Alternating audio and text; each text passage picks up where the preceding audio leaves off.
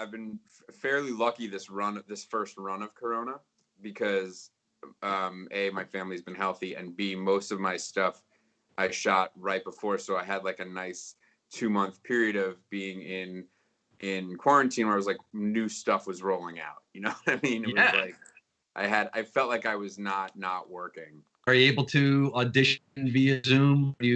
I did one read for for some big movie that I'm sure is gonna get pushed, and I did the best I could, but it wasn't optimal. There's no one to read with, which was my big problem, because normally my wife would help me, but she, we're homeschooling the kids, so like there was really no time, and so I had to record the other lines on my phone and give like a break and then play them back and read it to my iPad. Let's talk about the show, man. NBC's Indebted. So many talents in front of the camera, behind it. I mean, you're living every Jewish kid's dream. Your TV parents are Fran Drescher and Steven Weber. Yeah, it's basically the equivalent of your suit. It's a dream come true. They're amazing. They're so funny.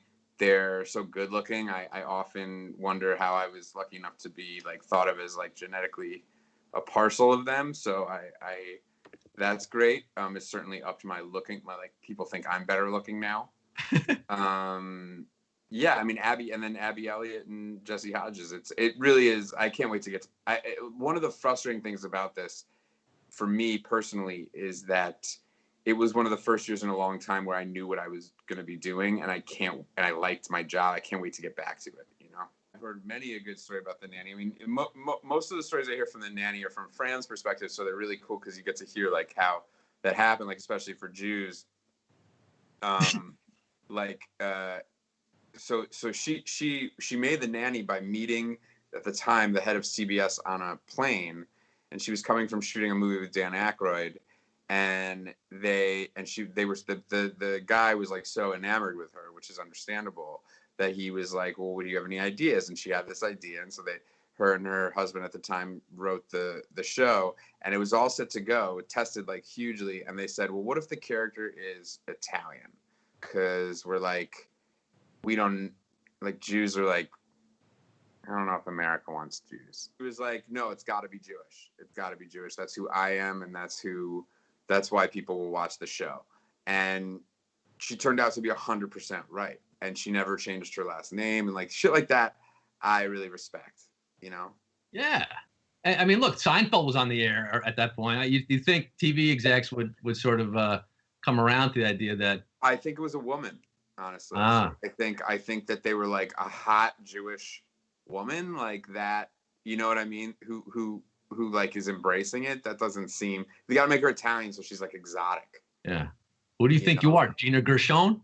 Your wife on the show, Abby Elliott, you mentioned, she must have some good stories too, with her dad being Chris Elliott. She told me one story where she was where he picked her up from school and like put a bunch of fake blood on himself and threw him on the hood of his car and pretended that he was dead and like held his breath for a long time.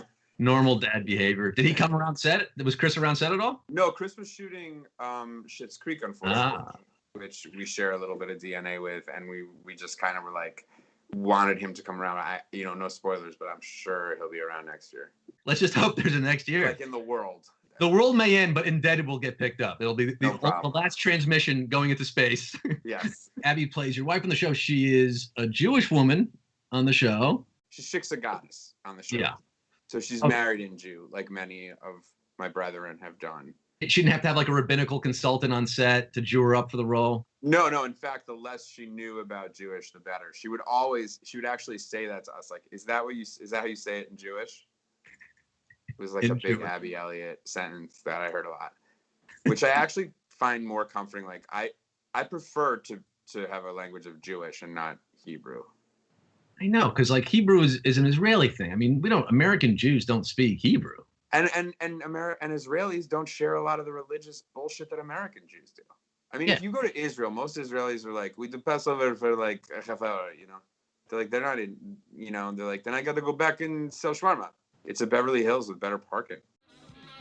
IsoLate Night with Scott Rogowski, live every Sunday through Thursday at 9 p.m. Eastern.